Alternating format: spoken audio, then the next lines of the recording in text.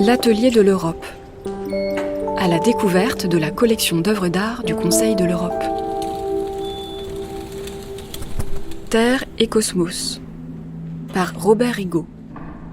Sous cristal enserrant le drapeau européen, don par les cristalleries de Baccarat en 1974. Avec François Forêt et dans les archives sonores, les voix de Robert Rigaud, Wolfgang Rösle, Michel Pastoureau et Joseph Borrell. Le drapeau européen apparaît comme figé dans sa sphère de cristal, un peu comme s'il émergeait de la glace. Ce drapeau européen, c'est celui que les astronautes américains John Young, Thomas Ben Mattingly et Charles Duke ont transporté sur la Lune lors de la mission Apollo 16 en 1972. Après son retour sur Terre, il est intégré dans un cristal sphérique réalisé par les cristalleries de Baccarat et le sculpteur Robert Rigaud. J'aime beaucoup travailler le cristal, oui. On a des effets optiques assez surprenants. Il s'agit de deux volumes, un symbolisant la Terre, l'autre la Lune. À l'intérieur, un cadre pour pouvoir enchâsser le drapeau. Le drapeau européen, il a une longue histoire et le point essentiel de cette histoire, c'est sans doute qu'il a été créé par le Conseil de l'Europe, donc la Grande Europe. En 1955, il commence donc son histoire officielle. À l'origine, il y avait quelques idées. On était sûr qu'il fallait un drapeau pour cette organisation encore jeune qui s'appelait Conseil de l'Europe. Comment est-ce qu'on peut illustrer en couleur sur un drapeau des notions comme l'unité, la coopération européenne, la fraternité entre peuples, l'égalité entre peuples, etc. Tous ces principes. Donc on a organisé un concours auquel pouvaient participer tous les Européens. Et le Conseil de l'Europe a reçu un nombre très important de petits dessins. Ce qui restait à faire, c'est un bon compromis qui pouvait être accepté par les gouvernements.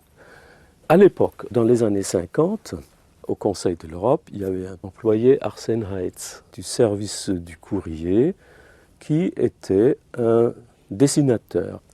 Et le directeur de l'information du Conseil de l'Europe de l'époque, M. Lévy, il a donné à cet employé ses dessins et lui a dit « Faites-moi une synthèse de cela ».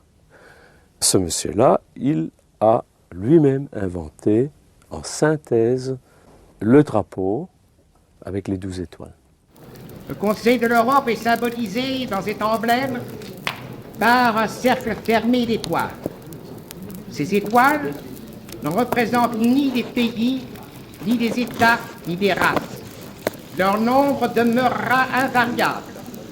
12 étoiles, c'est le symbole de la perfection et de la plénitude telle que devrait être l'union de nos peuples.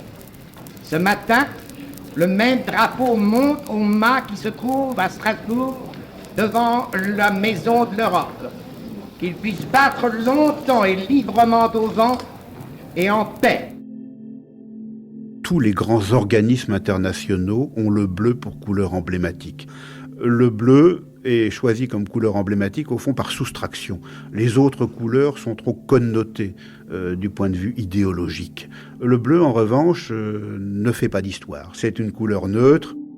La description héraldique de ce drapeau veut que les étoiles pointent toujours vers le haut et les deux pieds reposent sur la terre. Il faut également s'imaginer une espèce de cercle invisible autour de chaque étoile, c'est-à-dire chaque étoile a la même taille. Le drapeau européen, il va connaître une deuxième vie quand les communautés européennes viendront s'en saisir dans les années 80 et il constitue à cet égard un cas relativement rare de symbole qui a un double référent puisqu'il renvoie à la fois au Conseil de l'Europe et puis aux communautés qui deviendront l'Union européenne. C'est un symbole qui nous rallie aux citoyens européens. Plus encore, il est tout particulièrement attractif pour les citoyens des pays qui, membres du Conseil de l'Europe, aspirent à rentrer de l'Union européenne. C'était Terre et Cosmos par Robert Higo. Un podcast du Conseil de l'Europe créé par Charles Trou, Antoine Auger, Anne Kropotkin, avec le chercheur en sciences politiques François Fouret. Et dans les archives sonores, les voix de Robert Higo, Wolfgang Rösle, Michel Pastoureau et Joseph Borrell. D'autres épisodes sont à retrouver sur le site du Conseil de l'Europe.